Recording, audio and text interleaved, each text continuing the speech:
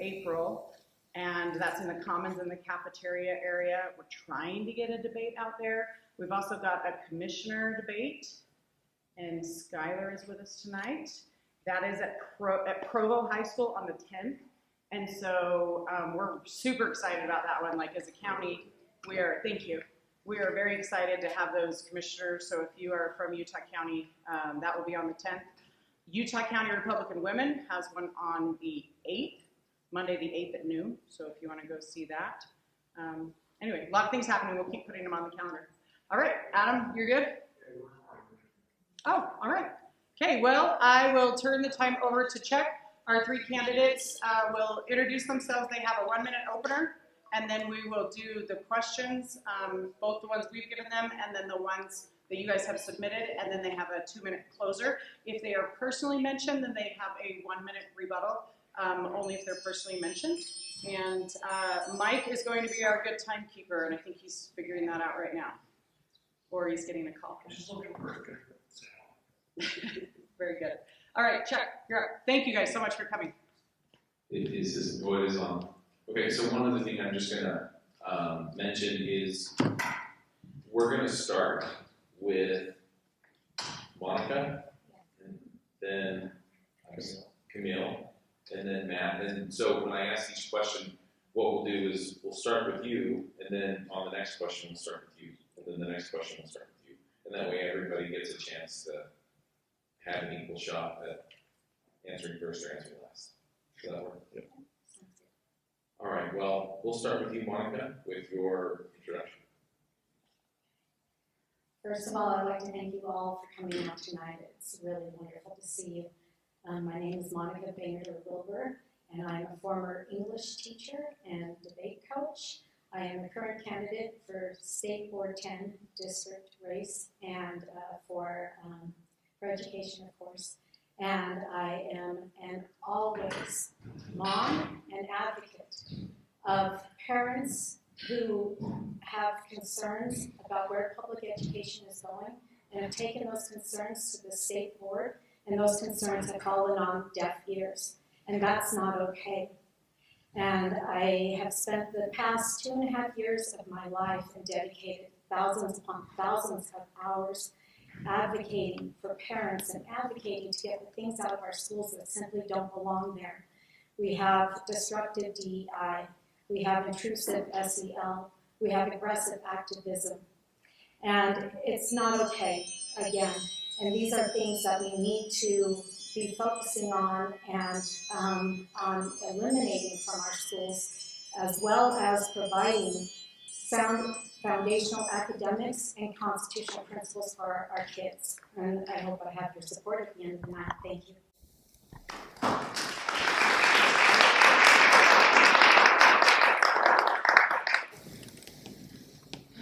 I want to echo what Monica said as well. Thank you for attending tonight. I'm Camille Knudson, and I'm thrilled to actually be running for state school board.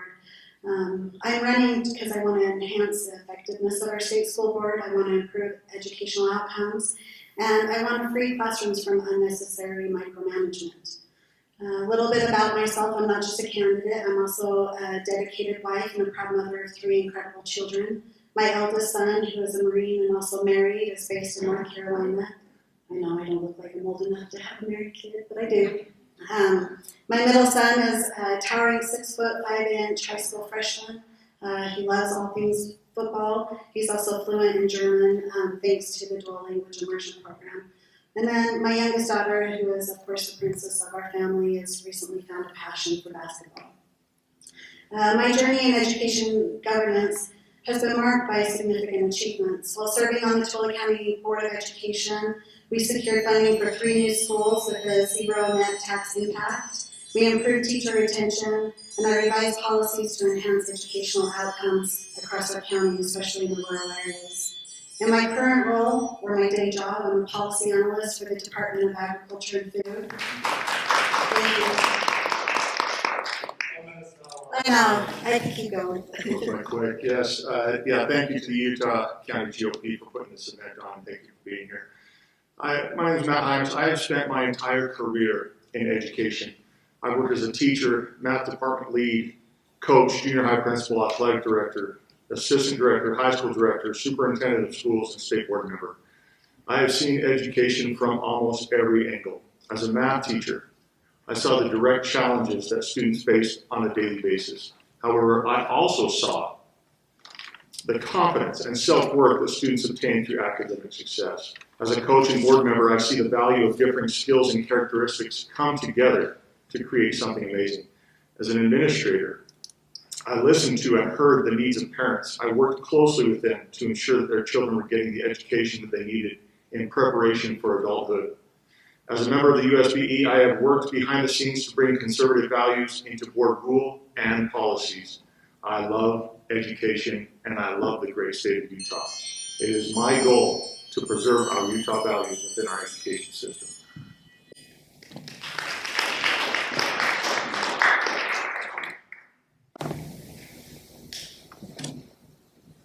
All right, our first question is, what are your thoughts on Common Core as a whole? And has it created subjective or objective standards? We'll have Camille start this one. So my thoughts on Common Core, of course I am for local control, and I don't agree with Common Core being enforced down onto our schools and our education system. I do like that some things in Common Core provide consistency with educational standards throughout the state and more importantly the country. I do think the basic Common Core standards can be objective of what students can accomplish per grade level, but I think it's the implementation that's subjective. And I think that's where we need to work with our local school boards on the implementation of the curriculum, of what's happening in our schools and in our classrooms, and helping our local school boards really work with the communities and the parents of understanding what needs to happen inside the classroom. Yeah. Okay. I'll just use this one. You're good. So thank you. Common Core obviously created objective standards. Now, in my opinion, it's kind of destroying our educational foundation. Not a fan of Common Core. I'll use math as an example, as I came from the math classroom. Rather than teaching math facts and building upon a foundational knowledge, we're asking our 6 and 7-year-olds to use logic and solving simple arithmetic. Right? We're spending too much time on figuring out 2 plus 3 rather than just saying 2 plus 3 is 5. So one of the examples that I saw semi-recently was I was looking at a curriculum and it said, had 2 numbers that added to 20, and it wanted these first and second graders to discuss for about 10 minutes different things that added up to 20.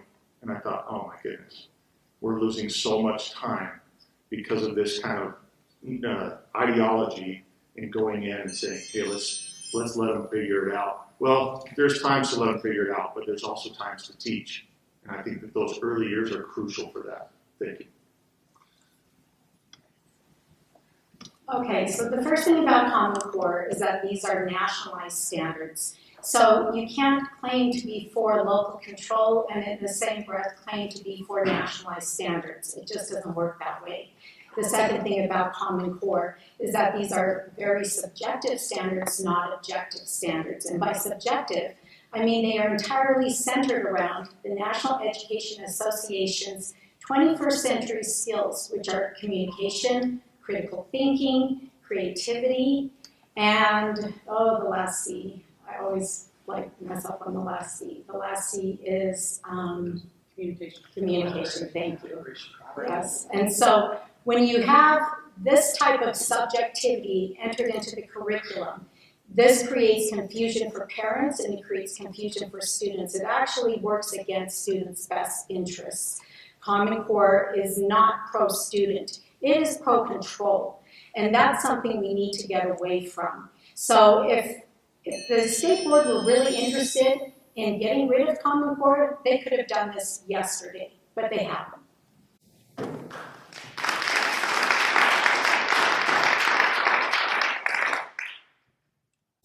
All right, our next question is, and this is a little bit long, so student data hubs have been adopted by many districts. What protections have been put on this data, and will the data be deleted after students graduate? Does it have the potential for a student's past to influence their future? And do you see any potential that data could be used outside of the school system? We'll start with Matt. Thank you. This was an interesting question because you're asking state level to talk about district adoption of data hubs, right? Or taking on data hubs. I don't know. I mean, that's the short answer. I know you didn't write this question, but I don't know what your districts are doing. I would encourage you to talk to your local school boards. And you talk about, now this talks about what do they do with it? Does it have the potential for a student's past to influence their future? It could. We've seen instances where people will categorize via data without looking at the individual. They'll say that, well, they are Hispanic or Black or Native American, so they must fall here. I don't think that's right. I think we should look at the child and look at the academic needs of the child. So gathering data, I think I have a different idea of what kind of data should be gathered. And then as far as it following them out into adulthood, I haven't seen personally where it has affected that. Maybe you have. Teach me something, right? Let's converse on that. Find me afterwards, we'll talk about it. But I haven't seen it. So the student data hubs by the districts, all that data is designed to flow into the Utah State Board's USIMS, which is the Utah Students Information Management System. This is information that is perpetual in nature. In other words, this data is designed to follow the students out of high school and through their workforce and through their college experiences. In fact, we're seeing new transcripts being developed throughout the state and used by 100 schools and accepted by 7 universities. It's called the Mastery Transcript.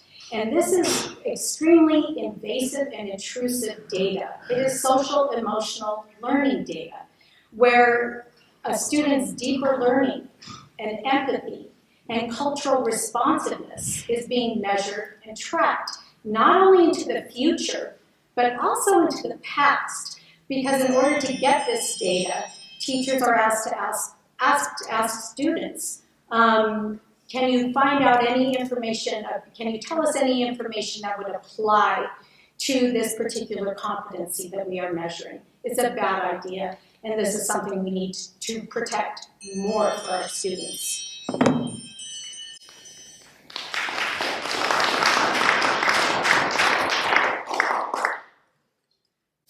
When I first saw the question, I had similar thoughts as Matt. I wondered what the data hubs really had to pertain to. I know some districts have Skyward or different databases that contain student information.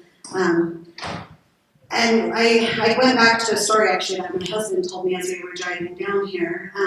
He worked with a gentleman who was looking to get a raise at his work, and he needed to show that he had a higher level of education than I think just a high school diploma. And he went back and couldn't find his high school transcript. So he had to go back to his school that he went to school at, and they didn't have his high school transcript because the school had been torn down and moved. So I think there's a very fine line when it comes to data and the balance of what schools have and what they don't have. I think we need to protect our students' data, at the same time being aware of how that can impact them in the future. And more importantly than that, I can name at least 3 bills that pass this legislative session that support and protect data as well.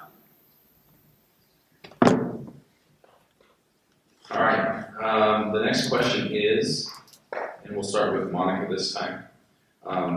If competency-based education continues, will it eventually require an IEP for every student that will most likely have to be met through tech or AI? Okay, absolutely. First, I want to define what competency-based education means. A competency is a student's subjective social emotional skills. So it's their skills, their attitudes, their dispositions. This has nothing to do with objective academics. So competency-based education is bad. It's not a good thing. And the design of competency-based education is totally geared towards measuring, tracking, informing, and shaping these competencies individually for each student. And the only way that can be done is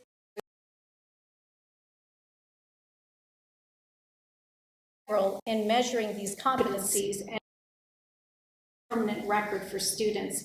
This is not something we want. It's intrusive and it's invasive. And we need to get back to foundational academics and not mess with these kids' minds.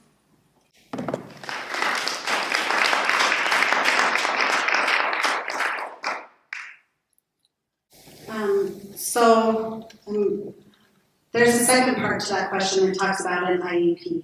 An IEP is an individualized education path. Of course, if you look that up and you work with your teachers or your administrators, you know that the parent is involved with an IEP, the student is involved, and those students have to be eligible students in order to be on an IEP. There are certain requirements that come with an IEP, and that cannot be fulfilled through tech or AI. At least that was my experience with my son when I worked with his teacher about having him on an IEP. We chose not to because I was the parent and I didn't feel that was the path that was best for my student.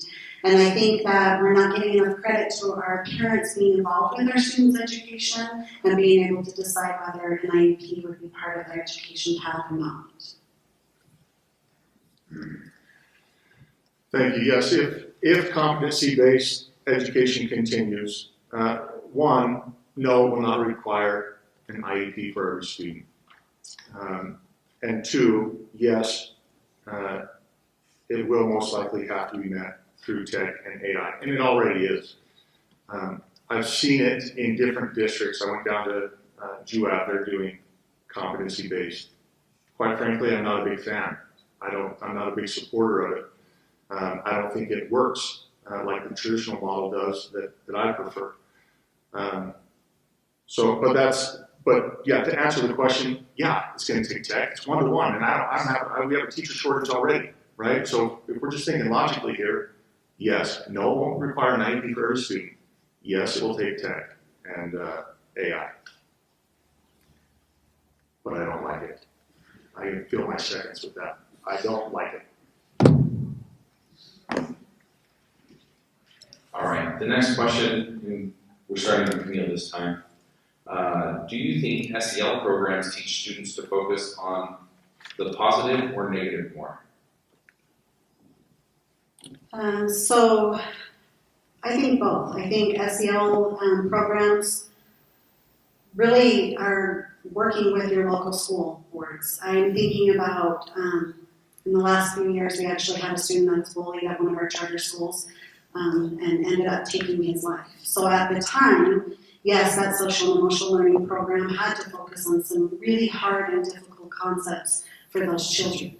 Now, every week that my child comes home or is learning about social and emotional learning, it is not always about the hard topics. There are some different aspects of SEL, but I really believe that's up to what our local school boards feel is best with their communities, working with their parents and their local schools of what their communities need at the time. Thank you. I struggle with SEL programs similarly to the last one-to-one stuff. I don't like it. So SEL programs, for me, it's not that they're teaching positive or negative. I mean, that's going to depend on whoever's hearing it and teaching it. In my opinion, though, the best social emotional learning that a child can get is finding success in academics. If I can teach a kid to read, write, and do math, I see more self-confidence from that kid than most anything else will bring for that child. When a child is struggling emotionally, and it happens, then we reach out to the parents. We say, what's going on? How can we help? Right? That's what we do. We work with parents. The parents know the child better than the school does. We need to understand that as educators. They are the front runners for their children's social and emotional learning. Thank you. No applause for that? Yeah, that was good. I know it was good. It's okay. I know this is a biased audience, isn't it? Texting. Okay, so the first thing I want to make extremely clear is that social emotional learning is key. It is absolutely central to the board's strategic plan. So if you at any point as a board member supported Portrait of a Graduate or personalized competency-based learning, if you had voted for those, then you are supporting social emotional learning. In fact, you're supporting it in replacement of foundational academics, because social emotional learning tends to displace the time that it takes to teach fundamental academic skills. You can't do it all, and as a teacher, that's not your job. I don't hire a teacher to teach my kids how to be empathetic or how to feel about certain topics and whether those topics align to diversity, equity, inclusion, or social justice. And so I would just like to say that the state board has definitely dropped the ball on social emotional learning, and it's more negative than positive.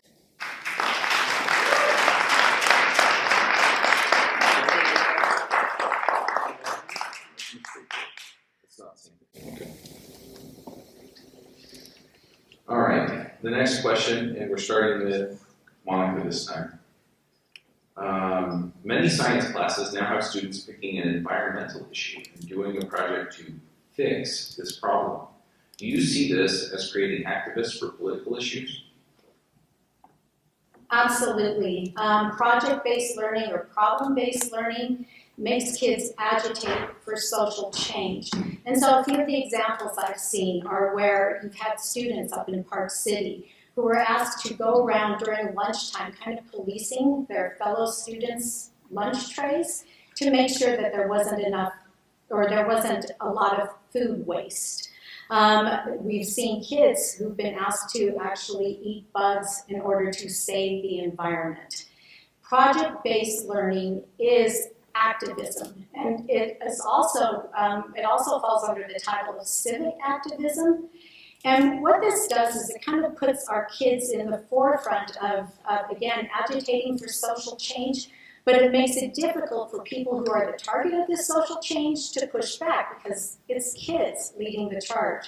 And so the people who are supportive of this social activism are essentially using the kids as human shields for their agendas. It's not okay.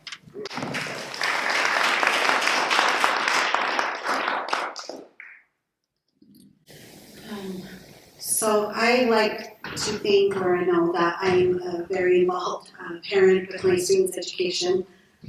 I have not seen kids eating bugs, but I have, and actually when I first read the question, I guess my question was about science classes and picking an environmental issue. So I actually did reach out to the Tooele County local school board and asked them if this was happening in our science classes, and they said no, they're not asked to create this kind of a project. And I also reached out to some of the other parents and asked if their children had been asked to do any of these things. So I do know that as a party, being more involved with environmental issues is something that we're being, that some of the party is focusing on.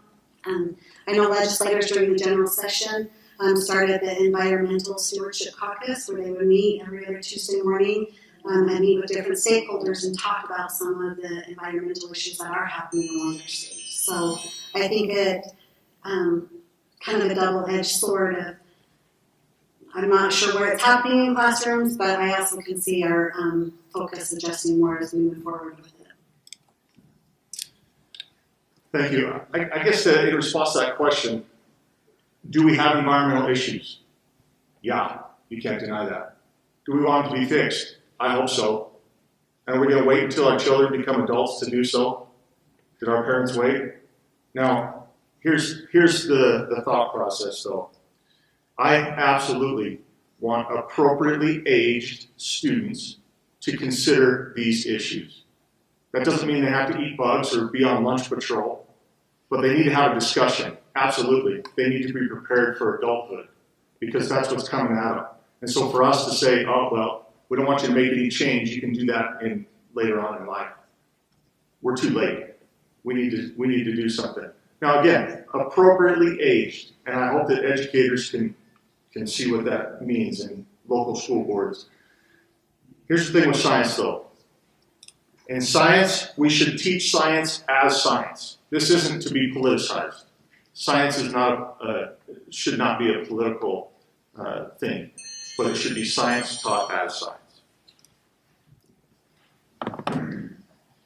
That was good too, by the way. All right. Okay. She's ready.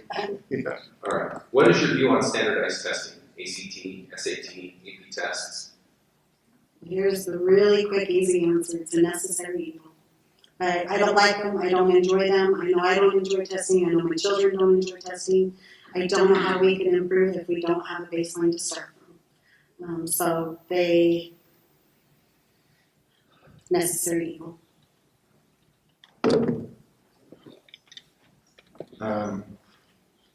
Yeah, these tests, they're driven by higher ed. I mean, I guess if we can control higher ed and say, hey, our kids are not going to do this, we'd be put at a disadvantage. So I'm not sure what you want to hear from this. To me, this isn't a political thing. It's testing to get them into higher ed, which I can't control. So let's talk about it sometime. I'll see what I can do, but I'm sure there's going to be an answer that you'll applaud for. Thank you. The biggest problem with standardized testing is that teachers align the curriculum and the instruction throughout the year to standardized tests. That means teaching is a means of test prep. And this robs our kids of what I believe is a well-rounded and a just more a Renaissance type of education, right? Because they are being taught to take a test.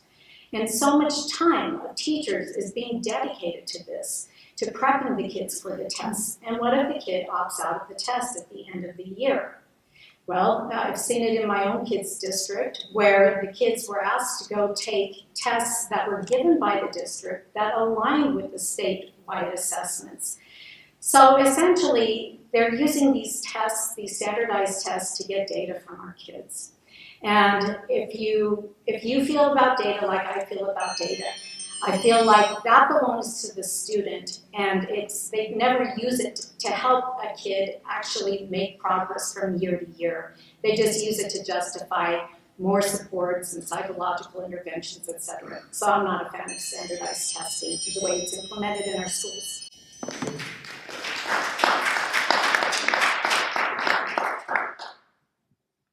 All right. The next question is, if districts and teachers continue to use outsourced programs for all subjects, will a teacher end up as a facilitator of technology programs?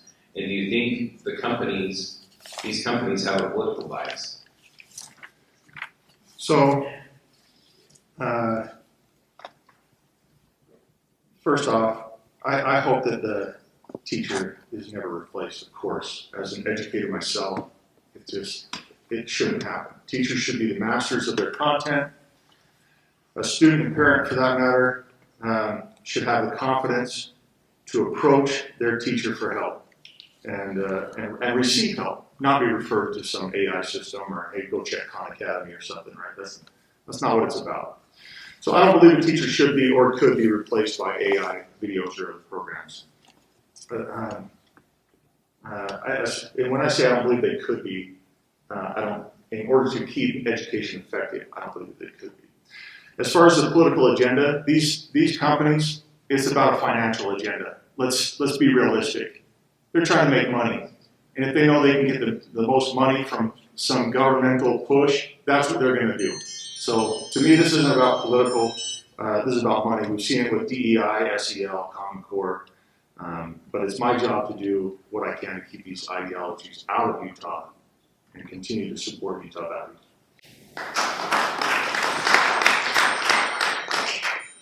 If we want to keep these technology companies out of Utah, then the state board has to stop voting for these contracts. We're talking multi-million-dollar contracts. and they keep getting voted on again and again and again.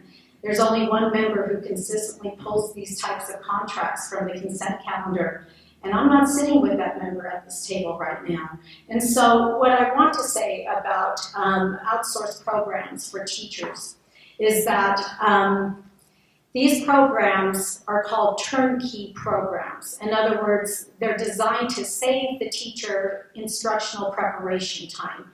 5 minutes in front of the computer, pushing a few buttons, and suddenly you have a curriculum that's ready-made for kids. That cuts out the parent and it cuts out the teacher. You don't know what's being taught on these programs. It's half the time, if not more than half the time, it's dynamic content that's generated on the fly. All of this is not good for our kids. And is there a political bias? Absolutely. These companies are aligning again their curriculum to DEI, to SEL, to social justice causes. Thank you.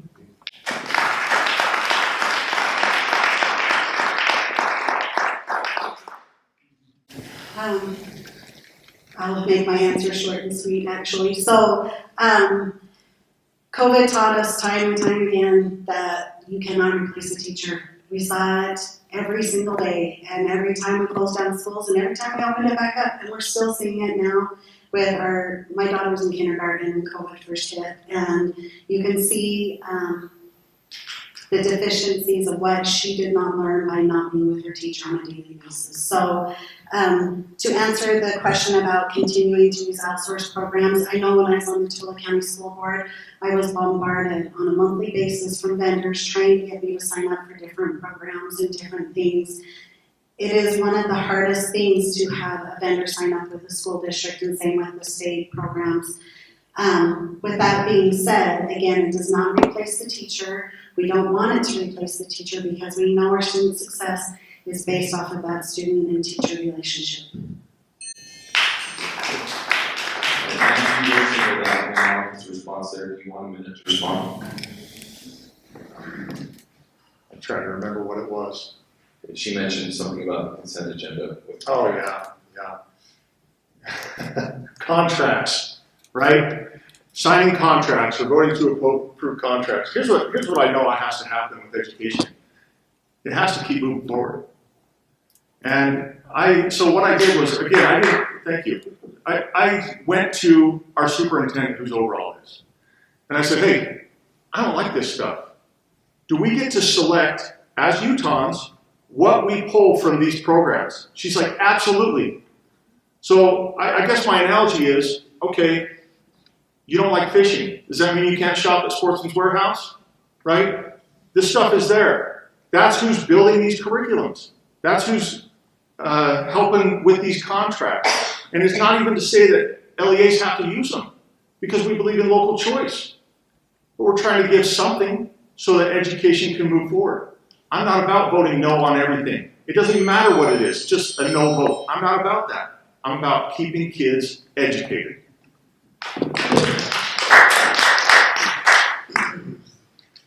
All right, our next question is, I'm going to go for one that I hear people talking about a bit. Should boys and girls have segregated bathrooms, sports, and locker rooms?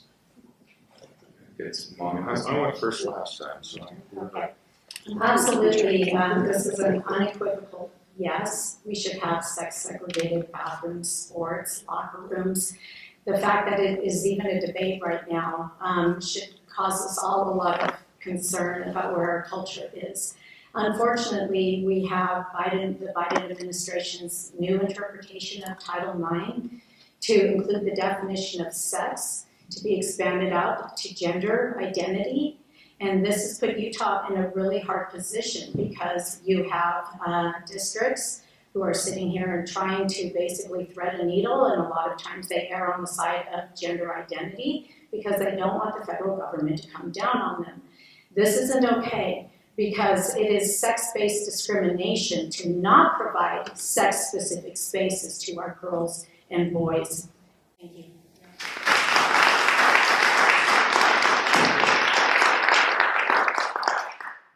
I do agree with Monica on this. I think bathrooms should be sex-segregated spaces. I also really appreciated Representative Brooklyn's bill, House Bill, I believe 257 is the bathroom bill. In its original form, talking of safe single spaces for the user. I thought that there was some important parts of that bill that could have been implemented on lots of different avenues or places. So, yeah, I do agree as well that they need to be segregated spaces. Yeah, I mean, it's easy, right? Yes, absolutely yes. I'm not just talking about bathrooms, I'm talking about sports, and I'm talking about locker rooms.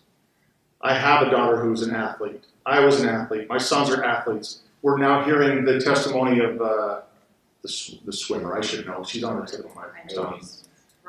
Riley Gaines, right? Heartbreaking.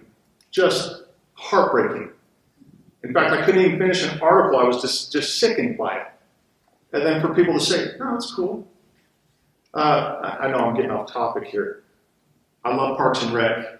I laughed when they made Ron Swanson the Woman of the Year. Who knew it was going to be a reality, right? It's like, what is happening in society when we are taking men, identifying as women, and holding them up above all other women? It's not right. It's not right.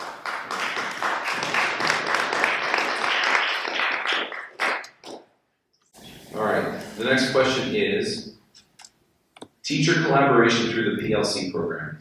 What is gained and what is lost?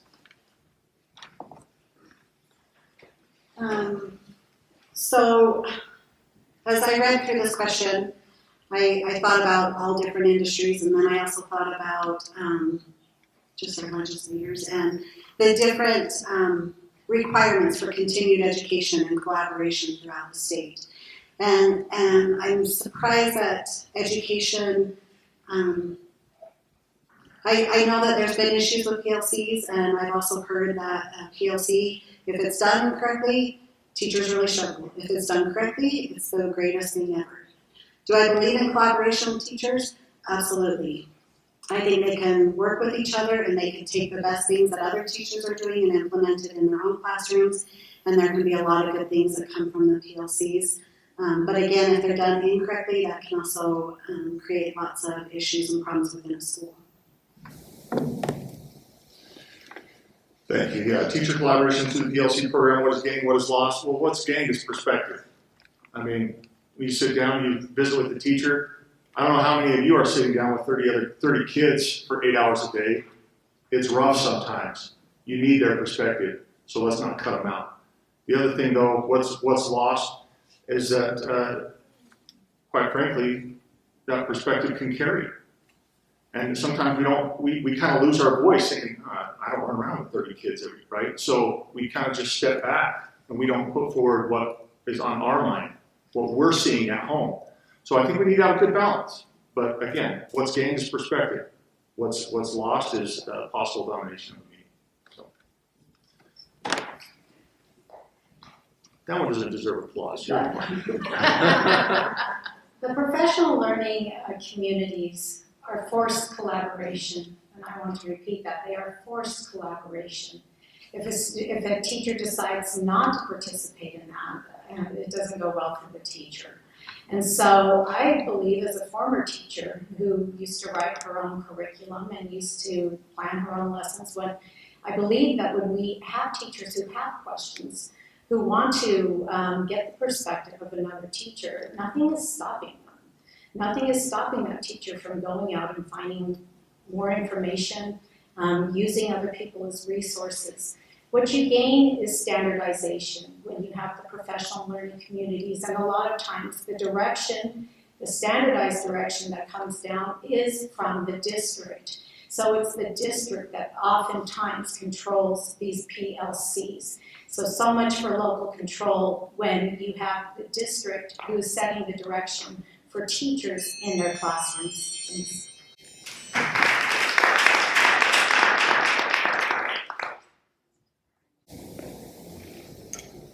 I don't know how many of these we're going to do before we get to audience questions. It's 7:51 right now. Do one more and then. Okay. I think you're first this time now. Math standards are being reviewed by the USBE. Do you align more with how they are, or do you think they need drastic changes? Hey, thank you. I kind of alluded to this a little bit earlier. I think they need drastic changes. We're working on it. I'm working on it currently to have changes. I don't want to spend a whole lot of time on this, but as I said before, I believe the early years of mathematics are crucial.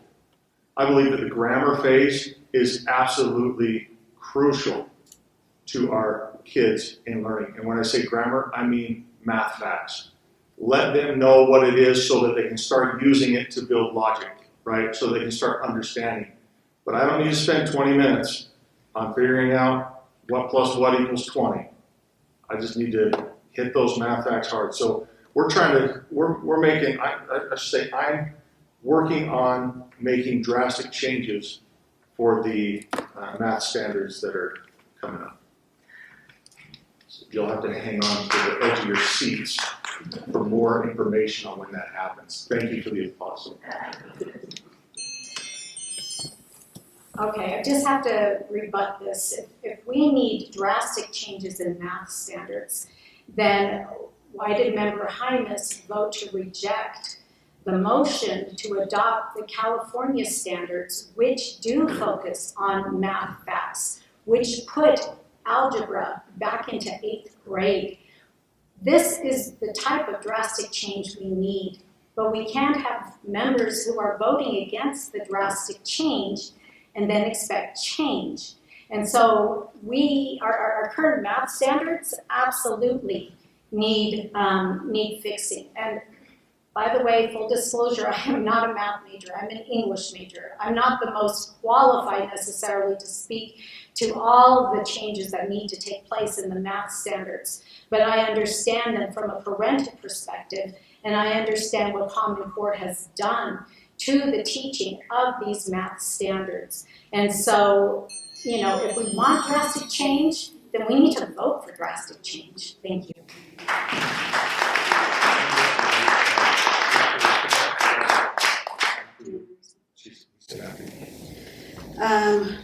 Yes, I do think that the math standards need to be changed, but I also think the standards always need to be reevaluated and looked at. When I think about my 14-year-old son, he's a very smart child, very brilliant, but he has learned math a very different way than I have. He learns differently than I do.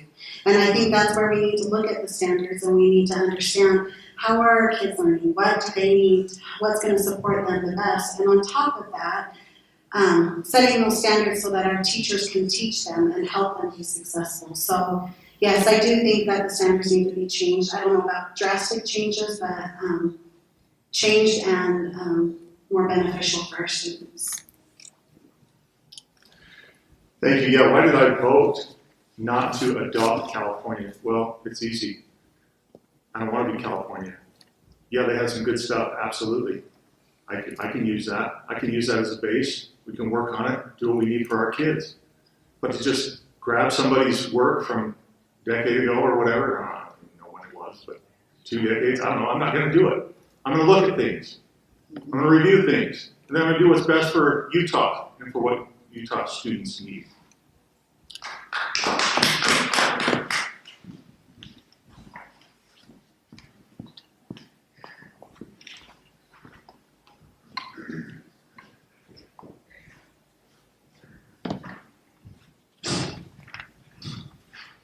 I'm just going to start with the first one, and then I'll pick from the rest of these. It says, what role should the board play in teacher license? I think it's Monica's turn to start. So what role should the board play in teacher licensure? At this point, I don't trust this board to play much of a role. I think it's too much, we have too much alignment with national accreditation standards, and teacher licensure needs to change. It needs to change at this very local level, but the board, as it is currently constructed, isn't equipped to necessarily do this. We need change at the board in order to see, I think, more adequate teacher licensure that isn't aligned to, again, these national agendas, to these global agendas that push diversity, equity, inclusion, again, social emotional learning, and this social activism. So I think we need change at the board first, and then we need to go from there. Thank you.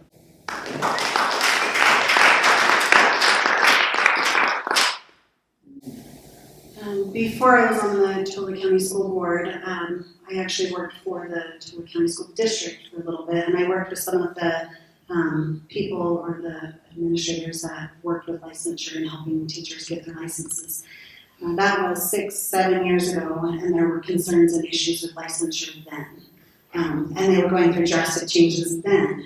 I don't know how many more times we have to go through all of these changes until we really look at what the problem is. Why are teachers not becoming licensed? Why do people not want to become teachers? How do we recruit teachers and get people into the field where they can be respected and that they can work with our students instead of feeling like they're going through all these changes all of the time and trying to chase after this rabbit at the end of the road that they can never get to.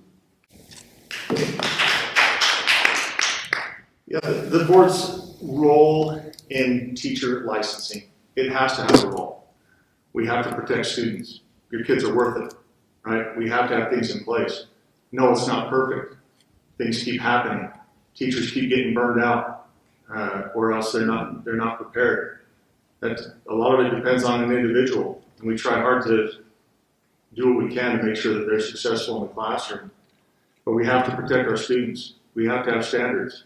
At the same time, we're suffering from a teacher shortage. Each of you probably have teachers in your neighborhoods that you know about. You probably know good people. You're probably good people who probably do pretty well in the classroom. Sounds like we've already lost a teacher from education.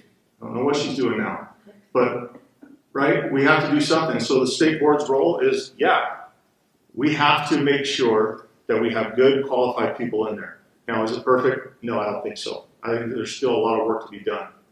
I've seen a lot of work happen, but we're still on that road to getting better. You got that. Did we start with Monica? Yeah, we'll start with Monica. Yeah. All right, the next question is, as an elected official for the state school board, do you have more loyalty to your constituents or towards the National School Board Association and their platforms, and why? Also, what shows that you are loyal to one or the other? That's a good question. So your loyalty, of course, is always to your constituents. NSBA is an association that's designed to provide different training and classes for school board members to help them understand their roles and to help them understand how to work with constituents and help them really just to navigate through what it's like to be an elected official. But of course, that's one of the greatest things about being in a rural and smaller community is when you go to the grocery store, you see your constituents. You talk to them, they ask you questions. And I think that's what's important about being an elected official is that you can answer and say why you voted a certain way or why you didn't. And that's what's more important than anything. And that's how you could show, your loyalty, if you will, to constituents. Thank you. If I'm honest, I didn't even know what the National School Board Association did until Camille just said it. So thank you for educating me. I don't know what they do. I don't care what they do. We're not a part of them. As far as I understand, Utah's not a part of the National School Board Association. We are? Shows how much I care about the National School Board Association. I know that we're part of the NASB, but anyway, now I'm wasting time. I don't follow them. I don't have any interest in following them. I have no loyalty to them. My constituents, however, I listen to them. I hear them. I've had conversations with them. One even at this table, believe it or not. Well, two at this table. This is who I represent. I represent the families in this District 10. That's where I want to put the work in forward. It's not for a national organization. It's not for any other organization. It's for families. It's for kids. It's for education.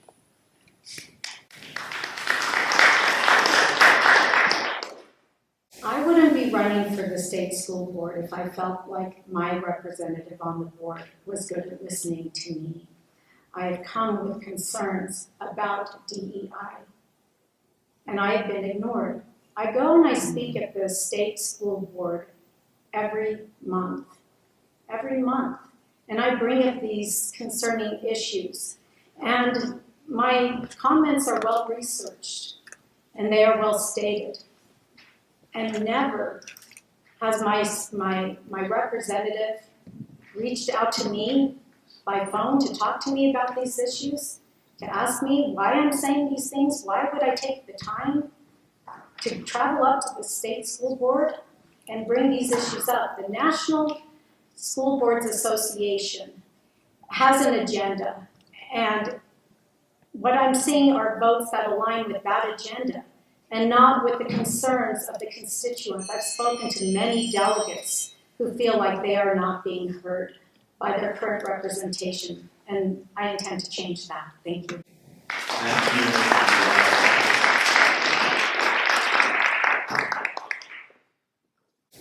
Yeah, we've had a conversation, and I don't put an S on that. We've had a conversation. You know, we do what we can. We're not going to please everybody. It's just not going to happen. There's a lot of voices out there, a lot of voices. And I have to do, in my mind, this is what I've been elected to do, what's best for kids overall. Now, some agree with it, some don't. I can live with that. I've got to do what's best for kids and what's best for their family, that educational experience. So. All right. The next question is, how would you handle all the federal programs put on the state schools? Matt, I think you first. What does that mean? Can I read that again? How do I handle all the federal How would you programs? handle all the federal programs put on the state schools? You know, when I first got on the state school board, there was conversation about just cutting out all federal funding, what that would look like. We're not there yet, but we would like to be on our own. I would like us to be on our own. There are federal initiatives that unfortunately we have to abide by. So do you, right? But we're working on it. We're working on becoming on keeping our Utah culture. And I'll tell you, it's about. There's no question about it. It's about. And so in the boardroom and outside the boardroom, there's always discussion on how we can keep our Utah culture and keep things going forward, independent of the federal government.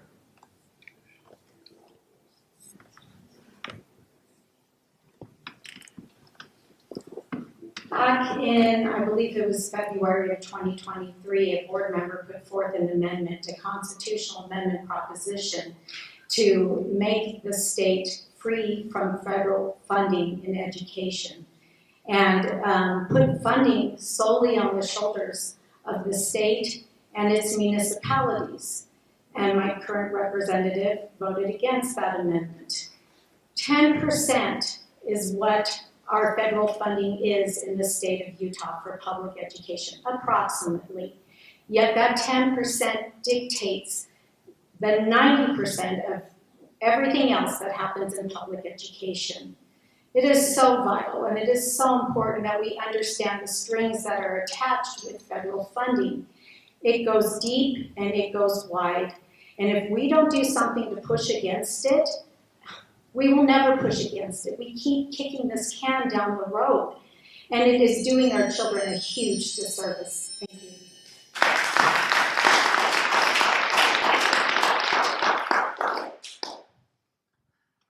So I'm glad Monica actually brought up some of those statistics because I had not heard the 10% before, and I'd love to actually know where you have that information. When I was on, of course, the Tooele County Board, I had heard that 70% of special education funding comes from the federal government and something like 90% comes from rural transportation. So I know that we receive quite a bit of money in that aspect, and there's a lot of things as far as the federal government that I know a lot of people would not like to do. For example, special education, you receive $1 million, but you have 30 pages of reports to complete in order to get the $1 million. And in some cases, it's not worth it. But until you can say the majority of the taxpayers are willing to take on that tax burden, I don't know that we're willing to walk away from that federal funds. Do I get to respond to that? Were you mentioned? Yeah, Yeah. sorry. Okay. Because I was wondering about the 10%. Yeah, I believe you also mentioned Matt. So Okay. you can Yes. respond and then Matt can respond. Okay, thank you. Historically, it's fluctuated anywhere between 8% and at a peak of around 12% with the COVID funding, with the ESSER funds. And now it looks like we're back to around 10%. But you can find those statistics. They're easily available on any of the federal websites. I believe we have them on Project Kids as well. Our state auditor has those stats. And so, yes, that is where that number comes from. Also, on Title I funding and funding for special ed, again, a lot of those funds, yes, they do come from the federal government, but there's no reason we can't adopt a revenue neutral plan where we capture our taxes before they go to the federal government so we can reapply and use those funds here and make up for any shortcoming. 10%, Utahns are used to giving up 10%, right? Let's do it now for our own kids in local education. Thank you.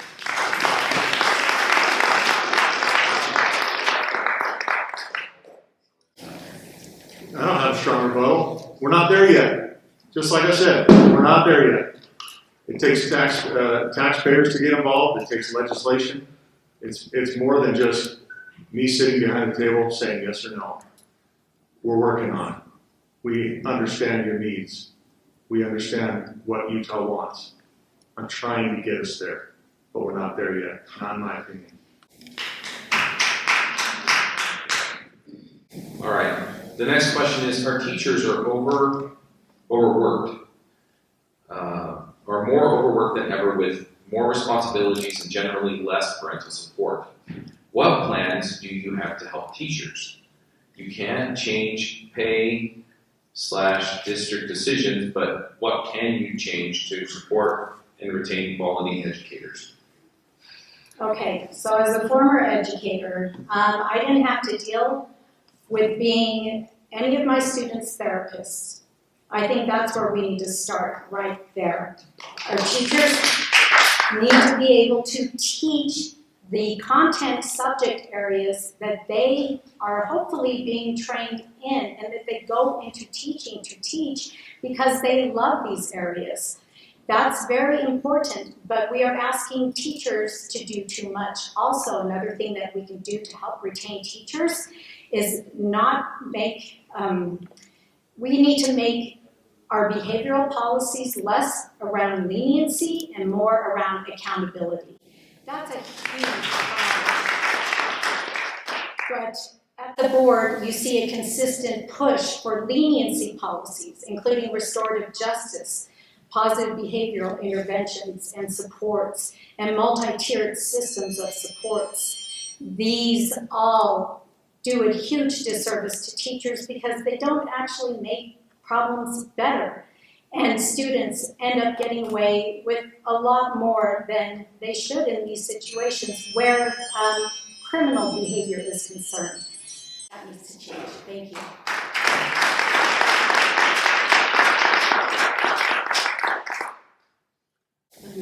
I agree with Monica as far as the behavioral issues and creating policies around the criminal behaviors that some of our classrooms are seeing. When I have reached out and talked to teachers, again, teachers say they just want to teach. They wish that they didn't have the mental health and all the different things that are on their plates. They just want to teach. They also, every teacher I've talked to welcomes every parent into their classroom. They would love to have more parents meet with them, meet with the students, and be part of what is happening in each of their classrooms. And I'd like to see more policies centered around that and helping our parents and teachers build that collaborative effort together.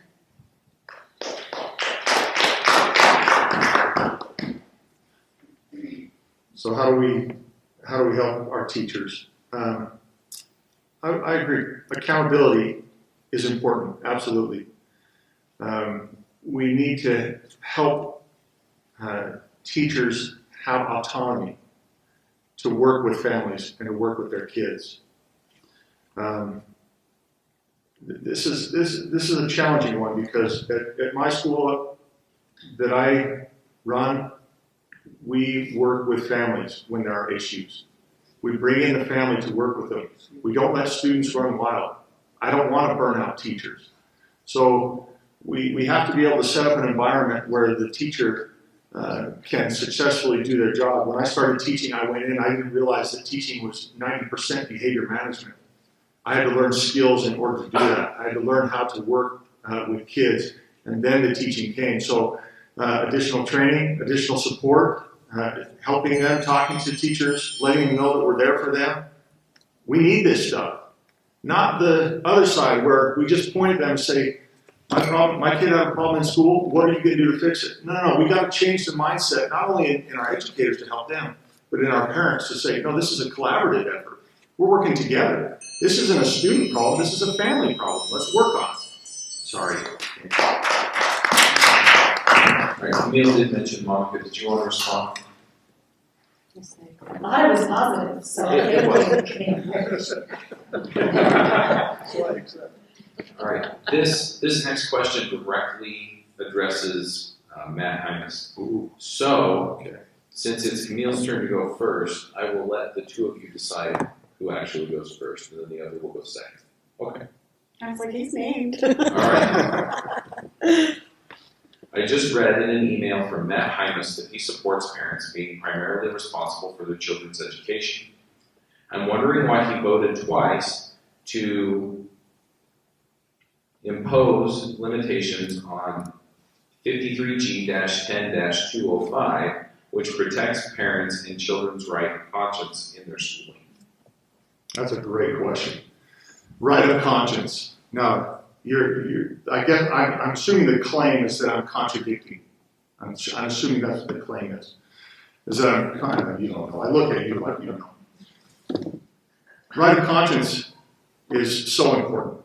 I don't believe that any student should have to go against their religious beliefs, morals, any sort of right of conscience. Now, when I vote, or when I say that I support parents, absolutely. When I vote to make a rule, or to support a rule that says parents have right of conscience, what people are reading in there, and I've worked with many people on this, is if a parent decides to take their student out of an assignment, I support that 100%. But should I'm going to bury myself here. I know, and I hear the time, but the question is directed at me. Should the individual not do the assignment at all and get participation for doing the assignment? That's the question. That's the question that I had to answer. That's the question that you would have to answer, right? So if my right of conscience doesn't go with something, fine, don't do it. But should I, let's say that I don't believe that I should do any sort of history lessons at all. Okay, that's fine. Do you still get a license? Or not a license, I'm sorry, a diploma. Do you still get a Utah diploma? Do you still get credits? Let's just narrow it down to there. Do you still get credits, history credits, if your right of conscience says you don't have to do any of those? That's the argument. And they're not saying that you don't have to, that you should do no history at all. That's not what the rule is saying. I don't believe that's what the law is saying. I believe it's saying that you have to, that the educator and the parent have to work together to come up with a different, whether it's an assignment or project or whatever, that meets the right of conscience of that family in order to satisfy some requirements. Otherwise, we're just handing out diplomas, right? How are we supposed to educate our kids? Now, teachers, I know I'm still taking time, I'm still here. Teachers mess up. There's no question about that. That teacher may assign something the parent doesn't agree with. Then get out of it as a parent. I support that 100%. go back to the teacher. If you can't come to a consensus, go to the principal. If you still can't, go to the LEA. There's options for you. But let's not take away somebody's right of conscience. I know, getting the claps and the hurry up here. Okay, I'm done. How far over did we go? This is about 2 minutes. All right, we'll give the other two candidates 2 minutes to respond to this one. No, sorry, I couldn't hear you do that. I don't think I'll need 2 minutes for this one. So my question is of course we want to respect a child or a student's right of conscience, but what happened to having a good conversation? Why can't, as a child and a parent, can we sit down with a teacher and say, there's a problem, we need to make a solution, we need to move forward? I don't understand why we need to have a law that says you can't violate my right of conscience. We can have conversations, we're all adults.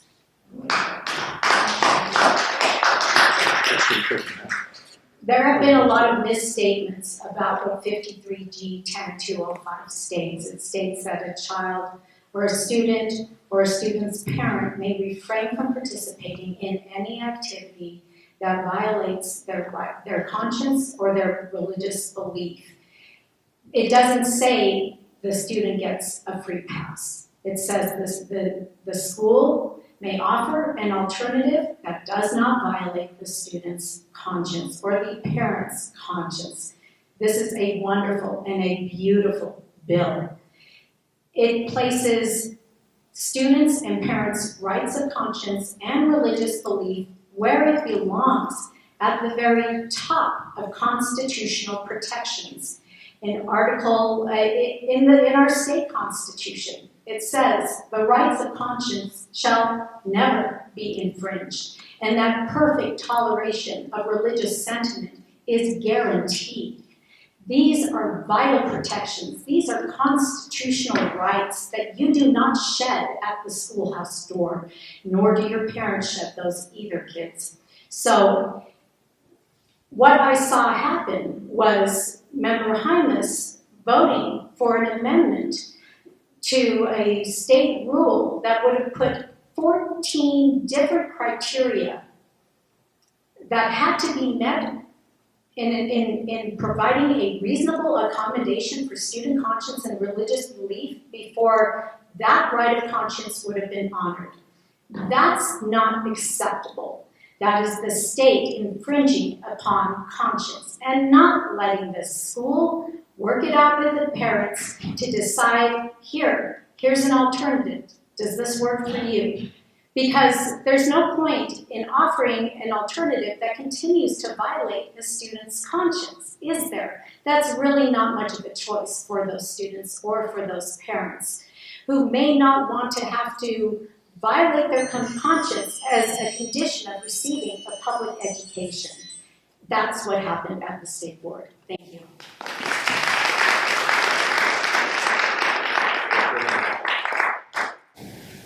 Yeah, sounds good, doesn't it? Yeah. Votes aren't always black and white, are they? So when I start looking at things and saying, how do we work with parents? Then absolutely, there's got to be something there, because I'm not just going to say to a student or to a family necessarily, you don't want to do it, don't do it, I'll give you 100%. I mean, personally, I don't care. But not all the schools are going to be on board. So, again, right of conscience, support it 100%. If you don't want to do it, you don't get the credit for it. This is logical thinking, nothing new. If you don't want to do it, you don't get the credit for it. However, if you do want to do something, then let's talk about what that looks like. And there might be some steps involved. So, yes, absolutely. I support the law. I will do what I can to support families. And I want them to get the education that they are seeking. Sometimes we have to do things in order to get the help that we need. All right, so you each have 2 minutes to give your final remarks. I opened with the, or did Monica? I started. Monica started. So where do you want to go? So let's go in the reverse order of what we did when we did the opener. So Matt, you'll go first, Camille will go second, and then Monica will go last. Perfect. Thank you. First off, it's been a pleasure to be here tonight. I understand that the audience here is invested in education. I appreciate that, regardless of where your votes go. The fact that you are here tonight says big things, and I thank you for that. Again, I want to thank the Utah County GOP for putting this on as well. I want to finish by reiterating, I love education. Clearly, education has been my life and will continue to be my life, regardless of the outcome. I love education. I cannot express to you the importance of this work. It is not filled with half-truths and zero context. It is filled with people who do the work, whether it's behind the scenes, and sometimes you might see it at board meetings. But it demands time and attention. This is about your kids and what their future will look like. My mission is simple. It is to provide local parents and leaders, local control, local parents and leaders, the ability to educate their students according to the needs of those within their communities. You, in your community, have that authority. My objectives are to serve the diverse educational needs of families, empower local families and professionals who best understand the needs of their students, and improve feedback. You will notice that each one of these objectives are geared towards serving you and your children. We share a common goal in this, and that is to provide the best education possible for your kids. Vote for Mount Hymas. And I will continue to do all within my power to strengthen your schools, your communities, and the education of your children. Thank you.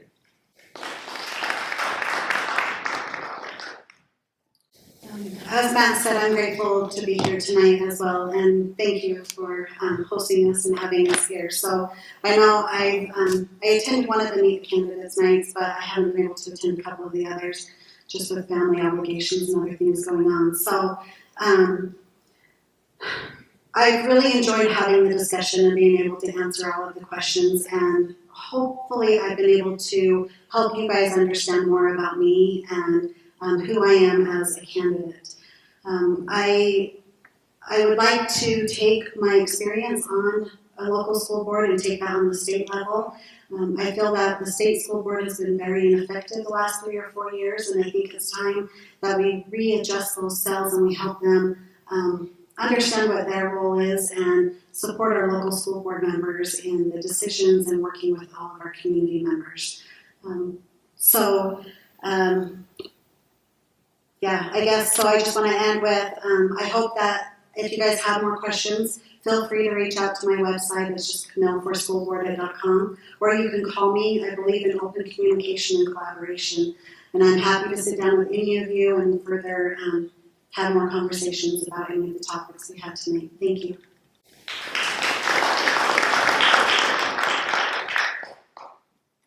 We do have a lot of bad programs, policies, practices, and processes that are coming straight from the top, straight from the State Board of Education. And that is why I am running for State Board District 10. I have not just given lip service to protecting the rights of parents and the preeminence of a parent in a child's life and education. I have put myself out there as a private citizen. And as I said before, I've given thousands and thousands of volunteer hours to this cause for my children, for my sister's children, for my brother's children, and for yours. It's very, very important that we stop and we look at what's happening in the schools, and things are kind of spiraling out of control. Public education is out of control in the same way that a car is out of control if it can't stay in its own lane. Our schools are trying to do too much, and they're not doing any of it very well. If we can't refocus on foundational academics and prioritize those first, if we can't respect conscience in our classrooms, if we cannot protect our children from exploitation. And if we cannot restore the proper role of schools, then we are failing our kids, and that is unacceptable. I hope to serve you as I have been serving you for the past 2.5 years, with many sleepless nights, but with a firm conviction that if our children can become the intelligent, informed, inspired, and intellectually strengthened children that we need them to be, we will have the purpose of education fulfilled. And that is really what we're here about today. We need kids who can be independent, who can be self-governing. My name is Monica Wilbur, and I ask for your support coming up at convention and also at the primaries. Thank you.